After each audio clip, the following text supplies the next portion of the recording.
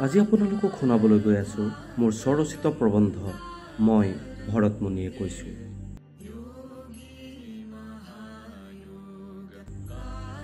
মানৱতা সমানতা প্ৰকৃততাক টোপোলাত সামৰি সত্য যুগে বিদায় মাগিছিল। ত্ৰেতা যুগৰ আৰম্ভণিয়ে সূচনা কৰিছিল এক নতুন বজাৰ, য'ত কামলোভে নেতৃত্বৰ লেকামডাল ধৰিছিল মানুহৰ জীৱনশৈলীত। হিংসা ক্ৰোধেৰে ইন্ধন যোগাইছিল কালৰ ৰথযাত্ৰা। ধৰাত পুনৰাই দেৱ দানৱ গন্ধৰ্ব যক্ষ ৰাক্ষসৰ মাজত আকৌ শাসক শোষক নহয় পালকৰ আবিৰ্ভাৱ হওক, তাৰেই আবেদন লৈ দেৱৰাজ ইন্দ্ৰ আৰু দেৱগণ পিতামহ ব্ৰহ্মাৰ চৰণত উপস্থিত হ'ল। অনুৰোধ জনালে এক মনোবিনোদন ক্ৰিয়া সৃষ্টিৰ বাবে, যি শুনিবও পাৰি চাবও পাৰি, যি ধৰাৰ প্ৰত্যেকজন ব্যক্তিৰ বাবে সমোপযোগী হয়। যি সময়ত শুদ্ধৰ বাবে বেদ পঢ়া আৰু শুনাটো সম্ভৱ নাছিল, সেই সকলো বৰ্ণক এক কৰিবলৈ পঞ্চম বেদৰ সৃষ্টিৰ বাবে অনুৰোধ জনায়। দেৱগণৰ উচ্চাকাংক্ষা দেখি ভগৱান ব্ৰহ্মাই পৰম সন্তুষ্টিৰে হাঁহি এটা মুখত লৈ এবমস্তু অৰ্থাৎ পালকৰ এক প্ৰতিশ্ৰুতি, দায়িত্ব, জনতাৰ বিশ্বাস, ভৰসা।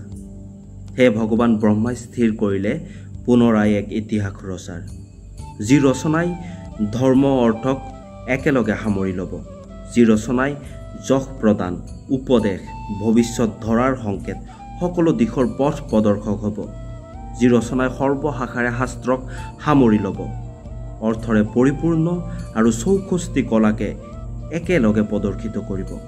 তাৰেই সংকল্প লৈ 4 বেদৰ চৰ্চা কৰি ঋগ্বেদৰ পৰা পাঠ, যজুৰ্বেদৰ পৰা অভিনয়, সামবেদৰ পৰা সংগীত, লয়, তাল আদি আৰু অথৰ্ববেদৰ পৰা নৱৰস আৰু বাকী উপবেদৰ পৰা যোগ্য অংগ বাছনি কৰি এক সম্পূৰ্ণতাৰে পঞ্চম বেদৰ ৰচনা কৰিলে, যাৰ নাম নাট্যশাস্ত্ৰ বা পঞ্চম বেদ। নাট্যশাস্ত্ৰ ৰচনাৰ পাছত ব্ৰহ্মাদেৱে দেৱৰাজ ইন্দ্ৰক উক্ত বেদখনৰ দায়িত্ব অৰ্পণৰ বাবে ইচ্ছা প্ৰকাশ কৰি ক'লে, এই অভিনয় ক্ৰিয়া তেওঁলোকৰ সৈতে প্ৰয়োগ কৰা, যি চতুৰ, সাধনাশীল, পৰিশ্ৰমী তথা ৰংগমঞ্চীয় পৰিশ্ৰমৰ পৰা নিৰ্ভীক হ'ব। এই বিশাল ৰচনাৰ বুজ লৈ দেৱৰাজ ইন্দ্ৰই ব্ৰহ্মাক প্ৰণিপাত জনাই ক'লে, হে ভগৱান, আপোনাৰ এই বিশাল ৰচনাৰ যোগ্য আমি দেৱগণ নহয়। এই বিদ্যা গ্ৰহণ কৰা, ধাৰণ কৰা বা স্মৰণ কৰাৰ ক্ষেত্ৰত আমি অসমৰ্থ। ইন্দ্ৰৰ বচনত পৰম পিতা ব্ৰহ্মাই মোক স্মৰণ কৰিলে। তেখেতৰ আদেশত পৰম পিতাৰ চৰণত উপস্থিত হ'লোঁ। মোক আজ্ঞা দিলে মোৰ 100 পুত্ৰক যোগ্য অনুসাৰে কৰ্মত বিভাজন কৰি পৰিপূৰ্ণ অধ্যয়ন আৰু অভ্যাসৰ দ্বাৰা উক্ত বিদ্যাক সমগ্ৰ পৃথিৱীতে প্ৰতিষ্ঠা কৰিবলৈ। লগতে ব্ৰহ্মাদেৱে পৰামৰ্শ দিলে উক্ত প্ৰয়োগত অভিনয় 4 বৃত্তিৰ এক সম্পূৰ্ণ সমাহাৰ কৰিবলৈ।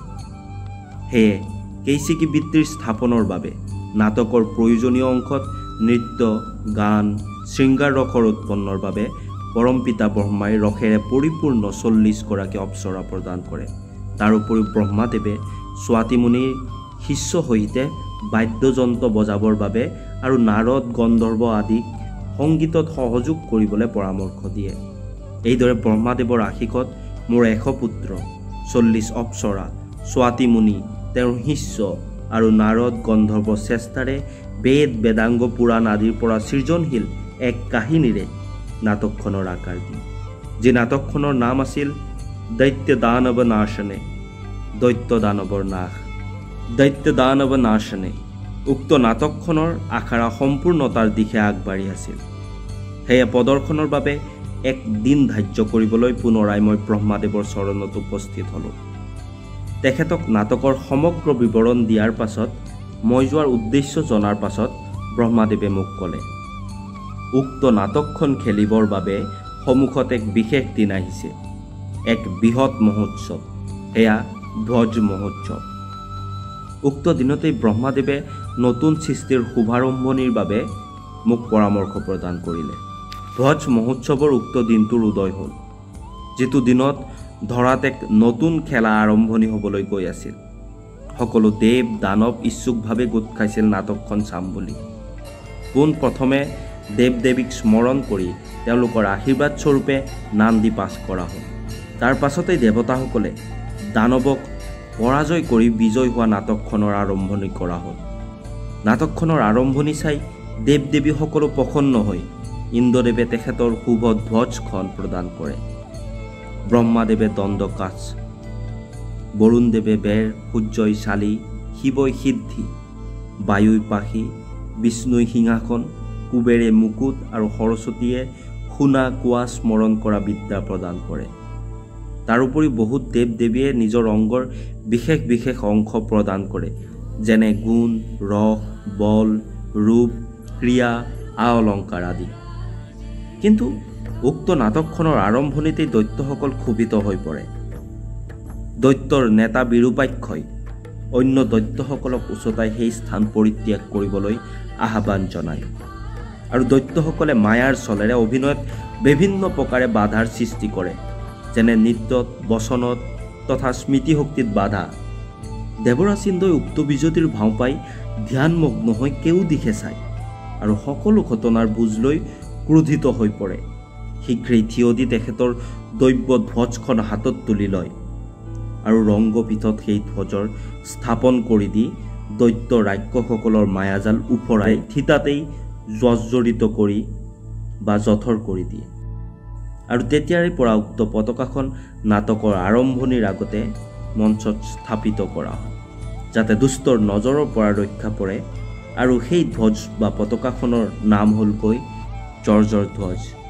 ধ্বজ মহোৎসৱৰ সেই শুভ ক্ষণত দেৱগণে পুনৰাই নাটকখন পৰিৱেশন কৰিবলৈ অনুৰোধ জনালে। কিন্তু দৈত্যৰ এনে কৰ্ম দেখি মই ব্ৰহ্মাদেৱক ক'লোঁ, হে পৰম পিতা, পুনৰাই নাটক আৰম্ভ কৰিলে আকৌ দৈত্য ৰাক্ষসকলে বিঘ্নি জন্মাবৰ বাবে অধিক প্ৰচেষ্টা কৰিব। সেয়া আপুনি উচিত ব্যৱস্থা কৰি দিয়ক। কথামতেই কাম। ব্ৰহ্মাদেৱে বিশ্বকৰ্মাক এক সকলো সুবিধাৰে পৰিপূৰ্ণ নাট্যশালা নিৰ্মাণ কৰিবলৈ ক'লে আৰু বিশ্বকৰ্মাই অতি কম সময়তে সুন্দৰ বিস্তাৰিত সমস্ত সুবিধাৰে ভৰপূৰযুক্ত নাট্যগৃহৰ ৰচনা কৰি বিশ্বকৰ্মাদেৱে ব্ৰহ্মাদেৱ তথা প্ৰত্যেকজন দেৱ দেৱতাক পৰ্যবেক্ষণ কৰিবলৈ অনুৰোধ জনালে আৰু তেওঁলোকৰ অংশৰ দ্বাৰা নাট্যশালা ৰক্ষা কৰিবলৈ অনুৰোধ জনালে।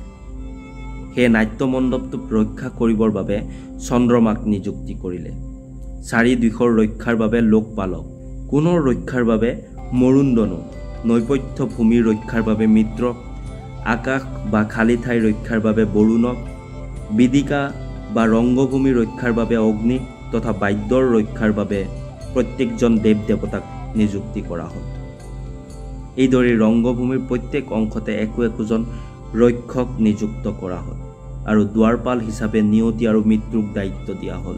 এইদৰে নাটকৰ আৰম্ভণিৰ পূৰ্বে জৰ্জৰ ধ্বজ স্থাপন কৰি অপৰিমিত শক্তিৰে পোনপ্ৰথমতে ৰংগপীঠ স্থাপন কৰা হ'ল, য'ত ব্ৰহ্মাদেৱক, শিৱক, বিষ্ণুক, স্কন্দ, শেষ, বাসুকী আৰু দক্ষ নামৰ মহাসৰ্পকো স্থাপন কৰা হ'ল। দেৱতাৰ ইমানবোৰ প্ৰস্তুতি আৰু ব্ৰহ্মাদেৱৰ নিয়ম দেখি দৈত্য ৰাক্ষসকলে পুনৰাই ক্ষোভিত হৈ ব্ৰহ্মাদেৱৰ ওচৰ চাপে আৰু শান্তিপূৰ্বকভাৱে কয়, হে ভগৱান, আপুনি দেৱতাৰ অনুৰোধত সৰ্বপ্ৰথমে নাট্যবেদৰ ৰচনা কৰিলে আৰু তাৰ প্ৰয়োগতো দেৱতাসকলক সন্তুষ্ট কৰিবলৈ আমাক নিৰাদৰ কৰিলে। হে পৰম পিতা, আপোনাৰ দৃষ্টিত এয়া কিমান দূৰলৈ শুদ্ধ? আপুনি যেনেদৰে দেৱগণক ৰচিছিল ঠিক তেনেদৰেতো দৈত্যগণকো উৎপন্ন কৰিছিল। দৈত্য নেতা বিৰূপাক্ষৰ কথা শুনি ব্ৰহ্মাদেৱে ক'লে, হে দৈত্যগণ, আপোনালোকৰ ক্ৰোধৰ কাৰণ ব্যৰ্থ। মোৰ দ্বাৰা যিখন নাট্যবেদৰ ৰচনা কৰা হ'ল, ইয়াত দেৱতা বা দৈত্যক উচ্চ নিম্ন দেখুৱাবৰ বাবে নহয়। শুভ কি, অশুভ কি, কৰ্ম কি, ধৰ্ম কি, বা বৰ্তমান সমাজখনত ঘটি থকা কোনো এক কৰ্মক বা ভৱিষ্যতে হ'বলৈ গৈ থকা পৰিস্থিতিক দৰ্শাবলৈ কাল্পনিক চৰিত্ৰ এটাৰ সৃষ্টি কৰি এক অভিনয়ৰ ৰূপ দিয়া হৈছে। ইয়াত দৈত্য বা দানৱ বা দেৱতাৰ চৰিত্ৰক প্ৰদৰ্শিত কৰা হোৱা নাই। এই নাট্যবেদ ত্ৰিলোকৰ ভাৱৰ ওপৰত নিৰ্ধাৰিত। ক'ৰবাত যদি ধৰ্ম, ক'ৰবাত ক্ৰিয়া, ক'ৰবাত আকৌ অৰ্থ, ৰাজনীতি, অৰ্থনীতি, আন ক'ৰবাত শ্ৰম, আন ক'ৰবাত হাস্য আৰু আন ক'ৰবাত যুদ্ধ, বধ আৰু আন ক'ৰবাত কাম।